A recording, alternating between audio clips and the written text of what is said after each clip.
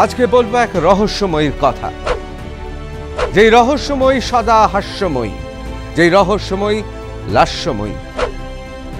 তিনি কখনো মক্ষী রানী, কখনো হানি ট্র্যাপ। তার কাজ অত্যন্ত মামুলি, সে ট্রাভেল ব্লগার। কলকাতার সঙ্গে তার কি যোগাযোগ, কেন তিনি কলকাতায় এসেছিলেন? পাক প্রধানমন্ত্রীর মেয়ের সঙ্গে তার ছবি রয়েছে। শিয়ালদা হাওড়া দমদম স্টেশনে এই কারণেই সে গিয়েছিল। পাকিস্তান যাওয়ার আগে সে কেন কলকাতায় এসেছিল? তাহলে পাকিস্তানে এমন কাউকে, এমন কিছু ছবি সে দিতে চাইছিল যেই ছবিগুলো খুব গুরুত্বপূর্ণ। আইএসআই এজেন্টদের সঙ্গে তার গভীর সম্পর্ক স্থাপন হয়। পাহেলগামে ২৬ জন হিন্দুকে যেভাবে গুলি করা হয়েছে, সেই জন্য পাক দূতাবাসে যখন উৎসব হচ্ছে, মৎসব হচ্ছে, জ্যোতি মালহোত্রা সেখানে ছিল।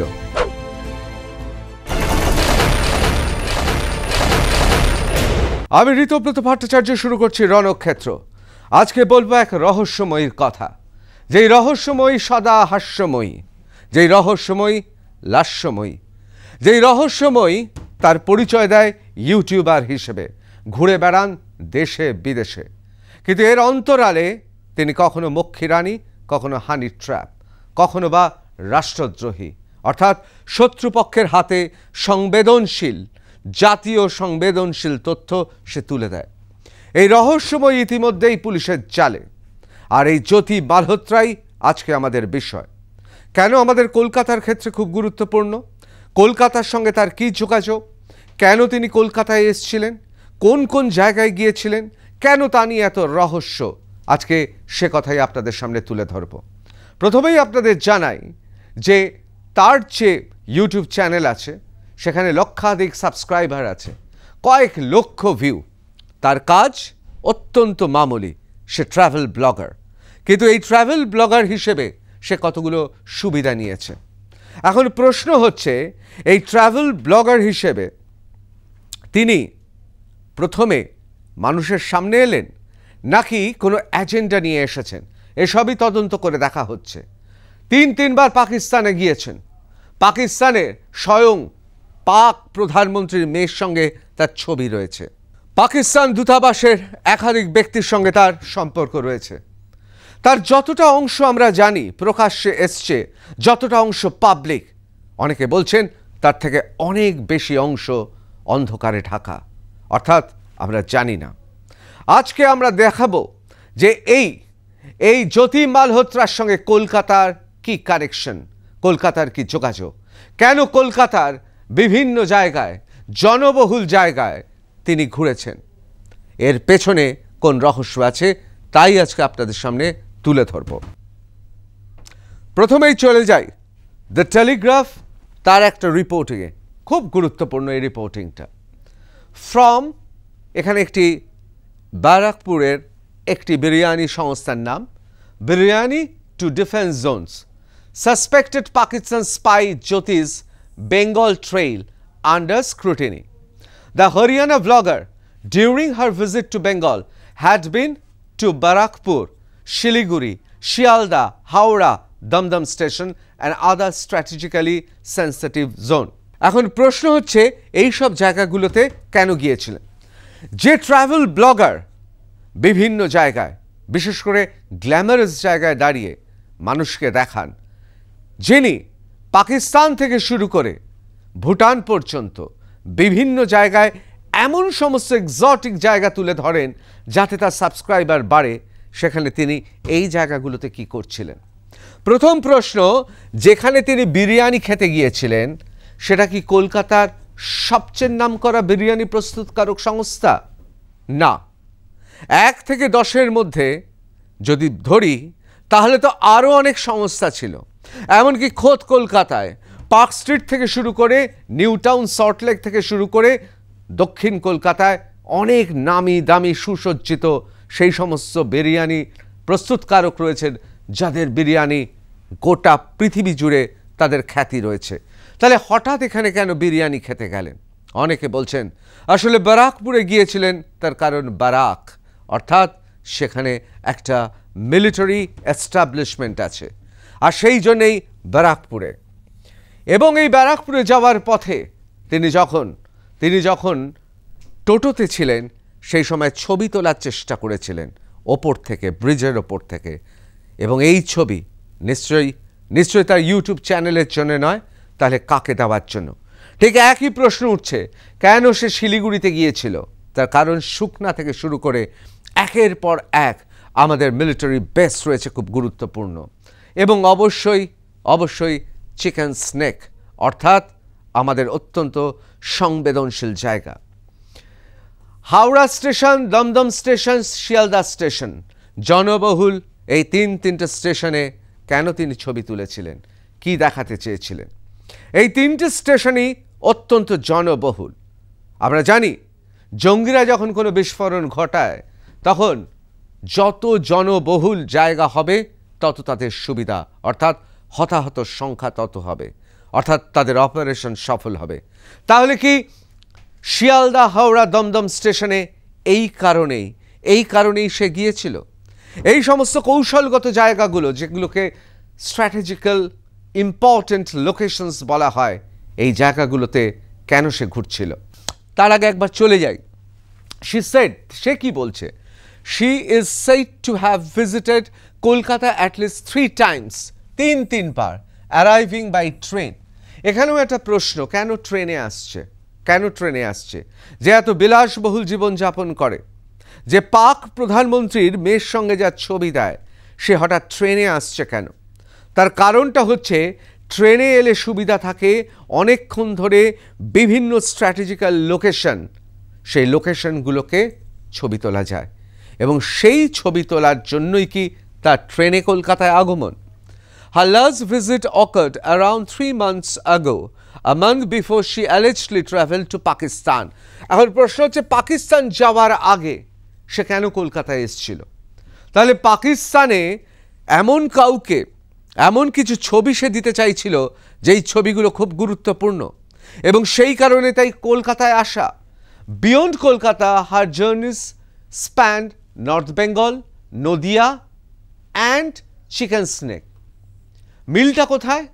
এই যে north Bengal, Nadia, chicken snake, প্রত্যেকটা জায়গায় স্ট্র্যাটেজিক্যালি, অর্থাৎ কৌশলগত দিক থেকে, জাতীয় নিরাপত্তা, জাতীয় সুরক্ষার দিক থেকে অত্যন্ত গুরুত্বপূর্ণ। আসলে এই জায়গায় সে রেকি করেছিল, যেমন সে রেকি করেছিল শ্রীনগর থেকে পাহেলগামে গিয়ে। আপনারা সবাই জানেন জানুয়ারি মাসে পাহেলগামে যাওয়া, তারপর পাকিস্তান, আর তারপর এপ্রিলে সেই ভয়ানক ঘটনা। 26 জন আমাদের সহনাগরিক তাদের প্যান্ট খুলে পরীক্ষা করে হিন্দু নাকি দেখে গুলি চালিয়েছিল ইসলামিক সন্ত্রাসবাদী জঙ্গিরা। তাহলে কি সেই রকমই কোনো রেকি করতে এসেছিল জ্যোতি মালহোত্রা ওরফে ইউটিউবার জো? এবার কলকাতাতে এসে বা কলকাতাতে কি করে এলো এবং কারা তার সঙ্গে ছিল, কিভাবে তার সঙ্গে তাদের পরিচয় হলো, এ সমস্ত কিছু তদন্ত করে দেখা হচ্ছে। আসলে অযোধ্যার রাম মন্দিরে গোটা ভারতবর্ষের ব্লগাররা গিয়েছিলেন, ইউটিউবাররা গিয়েছিলেন, আর সেখানেই জ্যোতির সঙ্গে পরিচয় হয় এক বাঙালি ইউটিউবার। এই বাঙালি ইউটিউবার, অর্থাৎ যার নাম সৌমিত ভট্টাচার্য, তার সঙ্গে জ্যোতির পরিচয় হয়। তারপর জ্যোতি তাকে ফোন করে এবং ফোন করে জানায় সে কলকাতায় আসছে। Jyoti Rani Malhotra with Bengal blogger Soumit Bhattacharya at Sealdah station, এই ছবিটা।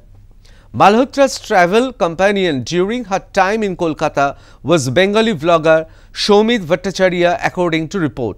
Shomit had met Jyoti at Ram Temple inauguration event in Ayodhya in January 2024, where he was filming for a vlog.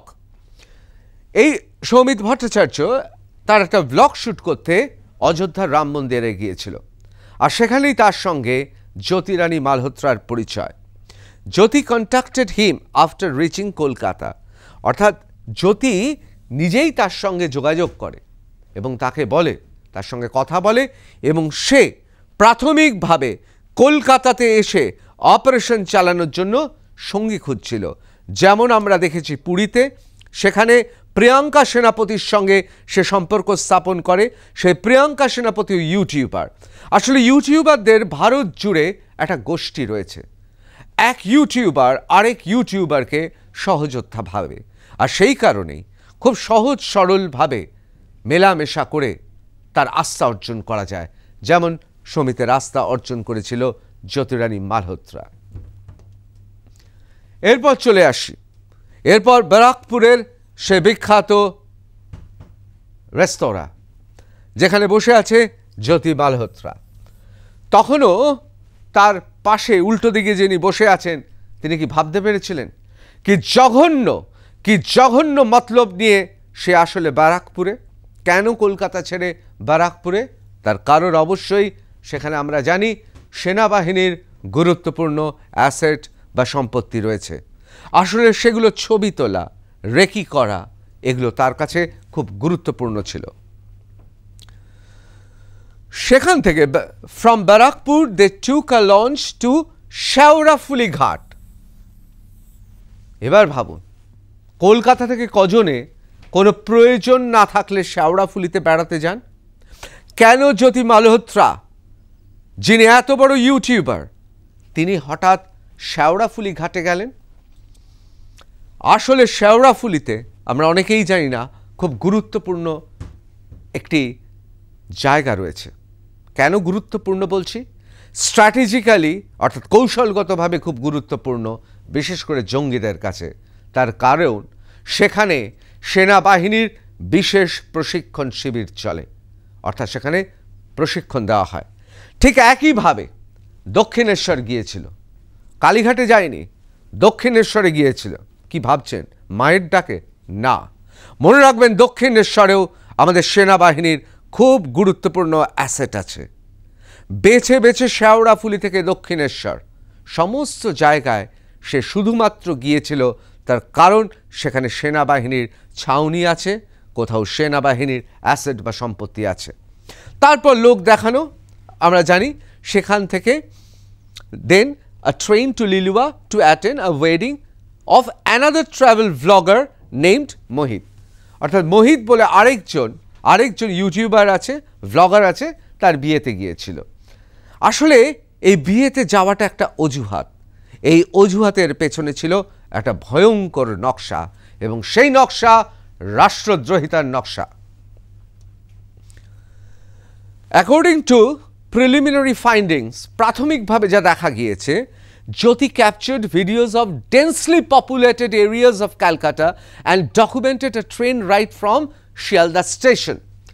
এই যে ডেন্সলি পপুলেটেড অর্থাৎ যেখানে জনঘনত্ব সর্বাধিক, সেই সব জায়গাগুলোকে বাছা হয়েছে।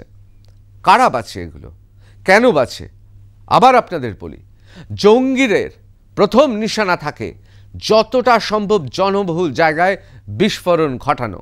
তার কারণ তাতে হতাহতের সংখ্যা বেশি হয়, ক্ষয়ক্ষতি বেশি হয়। সেই জন্যেই কি Jyoti captured videos of densely populated areas of Kolkata and documented a train ride from Sealdah station.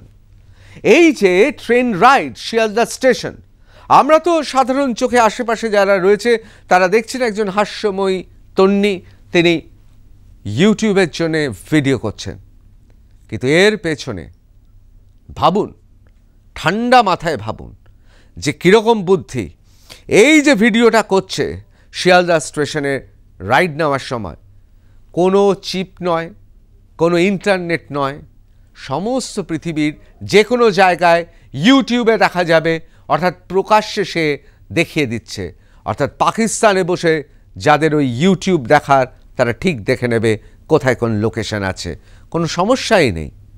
অর্থাৎ এইভাবেই কাজ করত জ্যোতি মালহোত্রা। এই জ্যোতি রানী মালহোত্রা, যাকে অনেকে বেঈমান রানী বলছে, সেই বেঈমান রাষ্ট্রদ্রোহী এইভাবেই পাচার করত সুকৌশলে সবার সামনে দিয়ে গুরুত্বপূর্ণ তথ্য। Investigators have found that Jyoti flew from Delhi to Bagdogra a few months ago, staying at a hotel in Siliguri while claiming to be en route to Bhutan. আসলে যে ভুটানে তার ব্লগ করতে যাওয়া এটাও হয়তো একটা অজুহাত। আমরা জানি ভুটানের একটি মন্দিরে, সেই মন্দিরে লিঙ্গ নিয়ে, অর্থাৎ পুরুষ লিঙ্গ মন্দির যে রয়েছে তা নিয়ে তিনি একটা ভিডিও ইউটিউবে ছেড়েছেন। লক্ষাধিক ভিউ হয়েছিল প্রথম কয়েকদিনে, কিন্তু এর সবই ছিল অজুহাত। আসলে তাকে যেতে হতো বাগডোগরা, এবং বাগডোগরা থেকে শুরু করে সুকনা পর্যন্ত বিভিন্ন জায়গার ছবি সে তুলেছে। সুতরাং তার নর্থ বেঙ্গলে এবং চিকেন স্নেকের সামনে যাওয়ার আসল কারণ কিন্তু গুপ্তচর বৃত্তি, এটাই অনেকে মনে করছে। Siliguri, Barrackpore and Kolkata is a strategic importance, অর্থাৎ কৌশলগতভাবে খুব গুরুত্বপূর্ণ। এবার চলে আসি এই যে লাস্যময়ী তন্নি, যিনি ইউটিউবে মাতিয়ে দিতে পারতেন, সদা হাস্যময়ী, খুব সহজ সরল একটা উদাসীন বা ক্যাজুয়াল সৌন্দর্যে ছিল তার। তাই দিয়ে মানে আমরা জানি তিনি হরিয়ানার হিসারের মেয়ে, এবং তার মধ্যে কখনো কখনো হরিয়ানা হিসারের উচ্চারণ, হিন্দি উচ্চারণ, তার খোলামেলা পোশাক, তার ব্যবহার, তার সদা হাস্যময়ী থাকা, এগুলোর একটা আলাদা চটক ছিল। আর এই চটকের আড়ালেই ছিল একটা ঘৃণ্য জঘন্য উদ্দেশ্য। The city houses of two Indian Air Force stations, Bagdogra and Hasimara, as well as 33 Corps headquarters at Shukna, অর্থাৎ বাগডোগরা, হাসিমারা, যেখানে ইন্ডিয়ান এয়ার ফোর্সের একটা বহু পুরনো বলা যেতে পারে স্টেশন, এবং তার সঙ্গে সঙ্গে 33 Corps headquarter শুকনাতে, which oversees 3 mountain divisions, এবং যেখান থেকে আমরা জানি যে 3 মাউন্টেন ডিভিশন রয়েছে, খুব গুরুত্বপূর্ণ। অর্থাৎ আমাদের নর্থ বেঙ্গলে যে মিলিটারি অ্যাসেট রয়েছে তার ছবি তোলা, তার গোপন তথ্য, এবং হতে পারে অনেকে মনে করছে যে সেইখানে আঘাত হানার জন্য জঙ্গিরা কোন কোন পথ বা বিকল্প পথ কি কি আছে তাও বোধহয় তুলেছিল এই জ্যোতি রানী মালহোত্রা। যেমন উত্তরে রেকি করেছে, ঠিক সেরকম একেবারে দক্ষিণবঙ্গে Barakpur is home to one of the oldest IAF bases and multiple state police and army establishment. Barrackpore তো খুব সুপ্রাচীন। এই ব্যারাকপুর ব্রিটিশ আমল থেকে, একদিকে যেমন মিলিটারিদের বিভিন্ন বেস রয়েছে, তেমন আমাদের স্টেট আর্মড ফোর্স থেকে শুরু করে পুলিশের হেডকোয়ার্টার থেকে শুরু করে একাধিক জায়গা রয়েছে যেগুলো খুব গুরুত্বপূর্ণ এবং দেশের নিরাপত্তা সুরক্ষার জন্য অত্যন্ত সংবেদনশীল। সেই জায়গাগুলোতে এবং তার পাশাপাশি Kolkata is the headquarters of eastern command, অর্থাৎ গোটা উত্তর পূর্ব ভারতের অন্যতম সবচেয়ে বড় জায়গা মিলিটারি অ্যাসেটের দিক থেকে, এবং অবশ্যই হেডকোয়ার্টার ইস্টার্ন কমান্ড সেটা কলকাতায়। আর সেই জন্যেই কি তাহলে ব্যারাকপুর কলকাতায় তার ঘুরে বেড়ানো? Jyoti's arrest follows confirmation of her visit to Pakistan in 2023, alleged contact with ISI agent. এখন মনে করা হচ্ছে 2023 সালে যে সে পাকিস্তানে গিয়েছিল, সেখানে ISI এজেন্টদের সঙ্গে তার গভীর সম্পর্ক স্থাপন হয়। এই সম্পর্ক শুধুমাত্র পেশাগত নয়, অনেকে মনে করছেন যে তার সঙ্গে শারীরিক সম্পর্ক, এমনকি প্রেমের সম্পর্কও থাকতে পারে। অনেকে বলছেন যে এই 2023-এই বাদবাকি অপারেশন কিভাবে করবে তার রসদ পাকিস্তান থেকে নিয়ে সে ভারতে ফিরেছিল। The investigation into whether she was smuggling sensitive information out of India under guise of travel vlogging remains ongoing. অর্থাৎ এই যে ট্রাভেল ব্লগিং হিসেবে, একজন ব্লগার হিসেবে বিভিন্ন জায়গায় ঘুরে বেড়ানোর যে অবাধ স্বাধীনতা, এবং সবার সামনে দিয়ে মানুষের চোখে ধুলো দিয়ে তথ্য আদান প্রদান, এসবের স্ট্র্যাটেজি কি 2023-এ পাকিস্তানে বসে হয়েছিল? পাকিস্তানে তার কি কোনো প্রশিক্ষণ হয়েছিল? সাধারণ ক্ষেত্রে দেখা যায় যদি প্রশিক্ষণ হয় তাহলে তো তার সার্টিফিকেট পাওয়া যাবে। এই সব গুপ্তচর বৃত্তিতে সার্টিফিকেট কি জানেন? সেখানকার প্রভাবশালী মহলের সঙ্গে পরিচয় করিয়ে দেওয়া। আর সেই জন্যই কি এই জ্যোতি রানী মালহোত্রার সঙ্গে পরিচয় হয়েছিল এই পাক কন্যার। এই পাক কন্যা কে? Lahore launch meeting with Maryam Nawaz. Jyoti Malhotra's Pakistan videos go viral amid Spygate. Indian YouTuber Jyoti Malhotra is under investigation for alleged espionage after trips to Pakistan. Her social media posts and connection are being scrutinized. আসলে এই মারিয়াম নওয়াজ অর্থাৎ পাক প্রধানমন্ত্রীর কন্যার সঙ্গে তার পরিচয় হয়। তাহলে কি প্রশিক্ষণ নেবার পর তাকে উৎসাহিত করার জন্যই পাক প্রধানমন্ত্রীর কন্যার সঙ্গে পরিচয় করিয়ে দেওয়া হয়েছিল?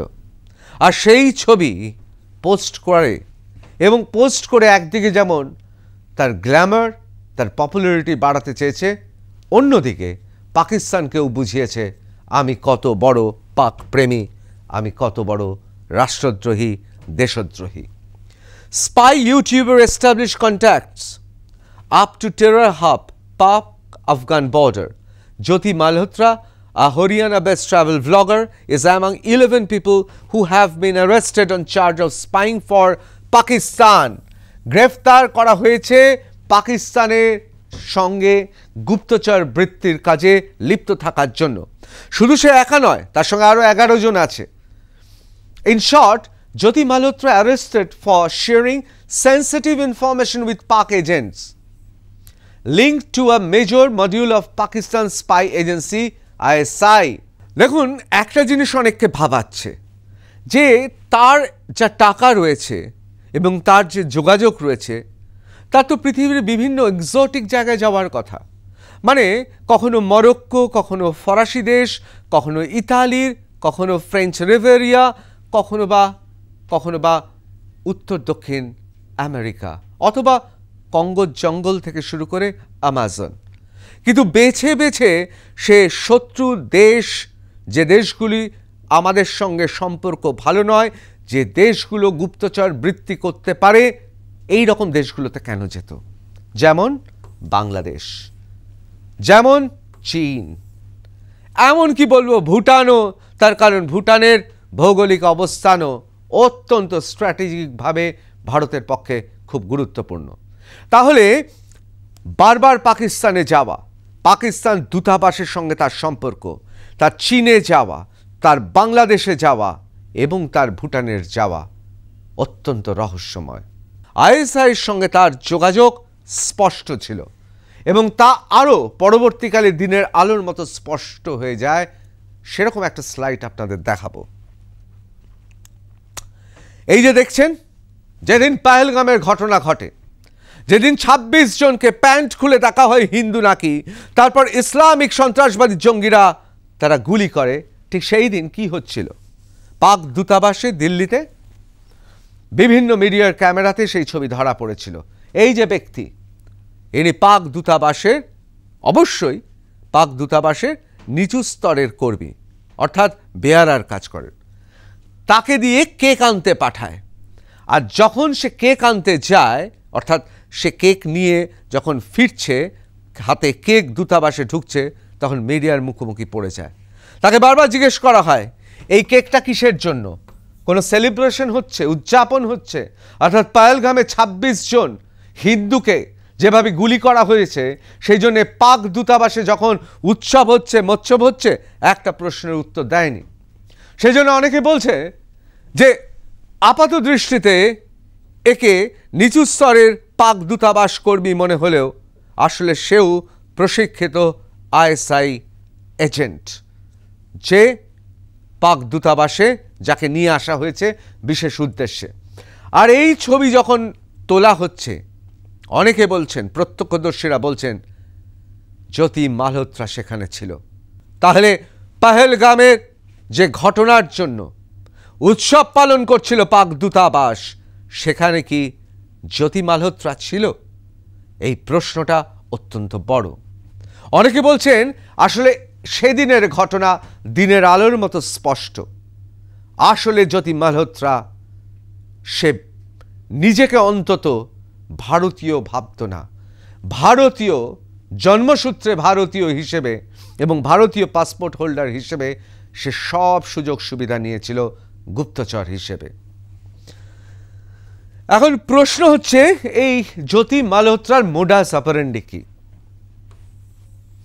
আইএসআই মানি রিসিভড থ্রু হাওলা, অর্থাৎ হাওলার থেকে, আমাদের যে প্যারালাল ইকোনমি সিস্টেম আছে, হাওলা থেকে সে টাকা পেত। ইনফরমেশন স্মাগলিং ইন পাকিস্তান, তার কাজ ছিল তথ্য পাকিস্তানের হাতে তুলে দেওয়া, অর্থাৎ অ্যাসাইনমেন্ট দেওয়া হতো। যেমন ধরুন, বলা হচ্ছে তুমি বারাকপুরে চলে যাও, সেখানকার গুরুত্বপূর্ণ লোকেশনগুলো দেখো। যদি গাড়িতে করে জঙ্গিদের যেতে হয় তাহলে কোন পথ দিয়ে গেলে সুবিধা, কটা পথ আছে, সে পথগুলো ছবি তুলে পাঠাও। কিছু ছবি হয়তো সে অন্যভাবে পাঠিয়েছে, আর কিছু ছবি একেবারে প্রকাশ্যে ইউটিউবে আছে, যখন তখন যে কেউ অ্যাক্সেস করতে পারে। বুঝতে পারছেন? এইভাবেই সে পাকিস্তানে ইনফরমেশন পাচার করত। অবটেনিং ইনফরমেশন ফ্রম অফিসিয়ালস মনে করা হচ্ছে হানি ট্র্যাপ হিসেবে, অর্থাৎ মক্ষীরানী হিসেবে প্রলুব্ধ করে গুরুত্বপূর্ণ ব্যক্তি যাদের কাছে সংবেদনশীল তথ্য আছে তাদেরকে সে হানি ট্র্যাপে ফাঁসাতো। লাস্যময়ী চেহারা, হাস্যময়ী মুখ, আর সে তা ব্যবহার করে প্রাচীনকাল থেকে যেভাবে গুপ্তচররা হানি ট্র্যাপের মাধ্যমে জেনে নিত তথ্য, ঠিক সেই প্রাচীন বিদ্যায় পারঙ্গম ছিল জ্যোতি রানী মালহোত্রা। এবং টপ বা শীর্ষ অফিসিয়াল, কারণ এসব গুরুত্বপূর্ণ তথ্য তো সবার কাছে থাকবে না, একদম টপ অফিসিয়ালদের কাছে থাকবে। তাদের হানি ট্র্যাপ হয়ে তাদের খুব ঘনিষ্ঠ হয়ে পড়ত এবং সেই ঘনিষ্ঠ মুহূর্তে আদায় করে নিত সেই সমস্ত তথ্য। এবং তার সঙ্গে সঙ্গে তো মানি ট্র্যাপ ছিলই, অর্থাৎ বিভিন্ন জায়গায় টাকা দিয়েছে। এখন তদন্ত করে দেখা হচ্ছে কলকাতাতে কাকে কাকে টাকা দিয়েছিল। কলকাতাতে হানি ট্র্যাপ হিসেবে কারোর সঙ্গে তার ঘনিষ্ঠ সম্পর্ক গড়ে উঠেছিল নাকি? কলকাতা ছাড়ার আগে সে কি নিয়মিত এই মানি ট্র্যাপ অর্থাৎ টাকা দিয়ে সে গুরুত্বপূর্ণ তথ্য পাকিস্তানে পাচার করার জন্য একটা মায়াজাল তৈরি করেছিল নাকি? অর্থাৎ একেবারে মাকড়সা জালের মতো সে এসে এখানে এমন একটা জাল তৈরি করেছিল যেখান থেকে তাকে আর আসতে হবে না, সোর্স মারফত টাকা দিয়ে সে পেয়ে যাবে বাড়িতে বসেই, আর তা পাচার করবে পাকিস্তানে। এই সব প্রশ্নগুলো উঠছে, তবে একটা জিনিস খুব স্পষ্ট, জ্যোতি রানী মালহোত্রা একা নয়, তার সঙ্গে আরও অনেকে জড়িয়ে আছে, কেউ প্রত্যক্ষভাবে, কেউ পরোক্ষভাবে, কেউ জানতে, কেউ অজান্তে। এখন প্রশ্ন হচ্ছে কত তাড়াতাড়ি তার বিভিন্ন যোগসূত্রগুলো উদ্ঘাটন হবে, কত তাড়াতাড়ি তদন্ত করে জানা যাবে আর কারা কারা জড়িত। যত তাড়াতাড়ি হবে ততই দেশের জন্য মঙ্গল। জয় হিন্দ।